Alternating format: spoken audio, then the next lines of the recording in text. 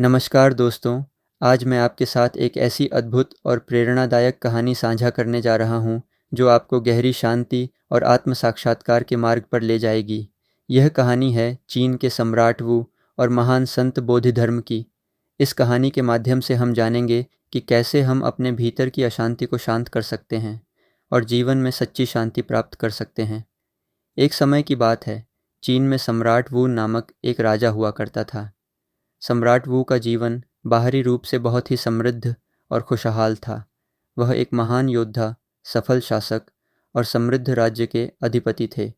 उनके पास सब कुछ था, शक्ति, धन, वैभव और एक विशाल साम्राज्य।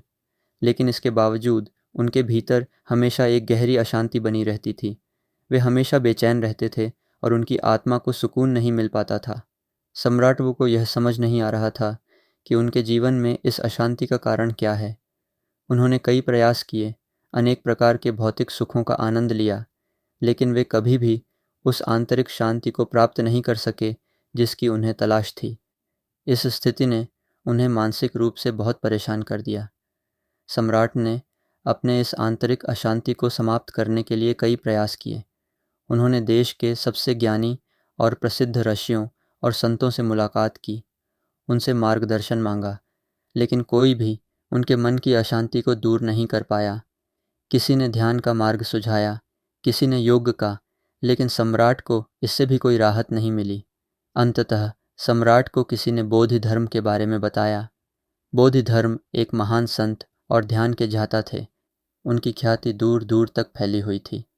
कहा जाता था कि बोधि धर्म के पास ऐसी अद्भुत शक्तियाँ थीं जिससे वे किसी भी व्यक्ति के मन की अशांति को शांत कर सकते थे। सम्राट वू ने भी यह सुनकर उनके पास जाने का निश्चय किया। सम्राट वू बोधि धर्म से मिलने के लिए उनके आश्रम पहुँचे। उन्होंने बोधि धर्म से कहा, मेरा चित्त अशांत है, मेरे भीतर निरंतर अशांति मची रहती है। मुझे थोड़ी शांति दें या कोई गुप्त मंत्र बताएं जिससे मैं आंतरिक मौन को प्राप्त कर सकूं। बोधि धर्म ने सम्राट की बात सुनी और मुस्कुराते हुए बोले, महाराज, आपकी समस्या का समाधान संभव है। आप कल सुबह ब्रह्म मुहूर्त में, जब सब सो रहे हों, मेरे पास आइए, लेकिन ध्यान रहे अपने अशांत चित्त को साथ लाएं, उसे घर पर मत छोड़ आइए। सम्राट वू यह सुनकर हैरान हो गए। उन्होंने सोचा, यह कैसा संत है? यह कहता है कि अपने चित्त को साथ लाना, जैसे वह कोई वस्तु हो। यह बात उनके मन में बैठ नहीं रही थी, लेकिन उन्होंने बोधि धर्म की बात मानी और अगले दिन सुबह जल्दी उठकर उनके पास जाने का निर्णय लिया। रात भर सम्राट सो न सके। बोधि धर्म की बातों ने उन्हें और अधिक परेशान कर दिया। उनके मन में अनेक विचार आने लगे। यह संत कैसा है? क्या वह वास्तव में मुझे शांति दे सकता है? क्या यह सब एक छलावा है? वे इन सवालों से जूझते रहे, लेकिन सुबह होते ही वे अपने अशांत मन के साथ बोधि धर्म के झोपड़े की ओर चल पड़े। जब सम्राट बोधि धर्म के झोपड़े में पहुँचे तो बोधि धर्म ने उन्हें मुस्कुराते हुए देखा और पूछा, तो तुम आ गए? तुम्हारा अशांत मन कहाँ है? उसे साथ लाए हो ना? मैं उसे शांत करने के लिए तैयार हूँ।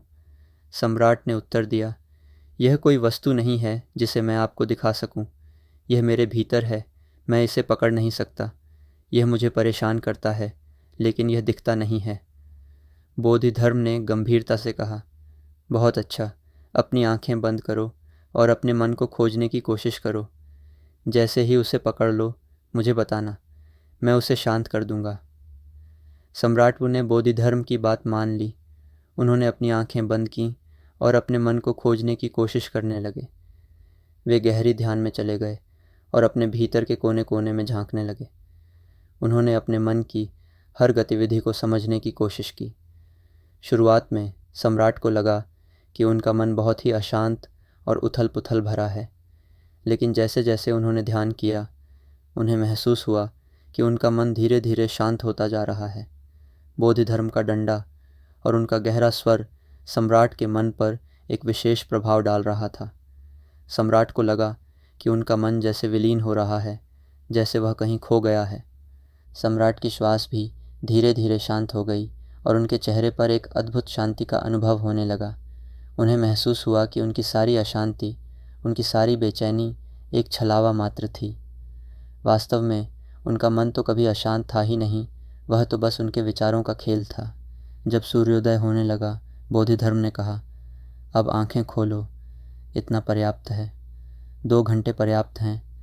अब क्या तुम बता सकते हो कि चित्त कहाँ है? सम्राट ने धीरे धीरे आंखें खोलीं। उनके चेहरे पर एक अद्भुत शांति थी।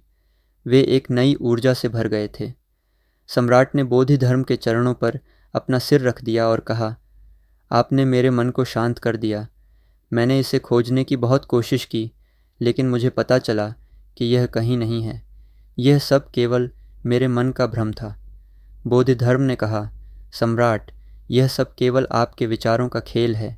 जब तक आप इन विचारों से बंधे रहेंगे, आपका मन अशांत रहेगा। लेकिन जब आप इन विचारों को छोड़ देंगे, तभी आपको सच्ची शांति प्राप्त होगी। सम्राट वू ने उस दिन से अपनी जीवन शैली को बदल दिया। उन्होंने ध्यान और आत्म साक्षात्कार को अपने जीवन का हिस्सा बना लिया। उन्होंने समझा कि सच्ची शांति और सुख हमारे भीतर ही हैं और उन्हें बाहर की दुनिया में ढूंढने से हमें कुछ हासिल नहीं होगा। इस कहानी से हमें यह सीखने को मिलता है कि हमारी अशांति का असली कारण हमारे विचार ही होते हैं। जब हम अपने भीतर झांकते हैं और अपने मन की वास्तविकता को समझते हैं, तभी हम सच्ची शांति को प्राप्त कर सकते हैं। हमें अपने भीतर के उस मौन को खोजने की कोशिश करनी चाहिए जो हमारे हर अशांत विचार के पीछे छिपा होता है। इसलिए दोस्तों, अगर आपके जीवन में भी अशांति है, तो बोधि धर्म की इस शिक्षा को याद रखें। अपने भीतर झांकें, अपने विचारों का निरीक्षण करें और देखें कि आपके मन की अशांति वास्तव में कहाँ से आ रही है। जब आप इसे समझ जाएंगे, तब आपको सच्ची शांति की प्राप्ति होगी।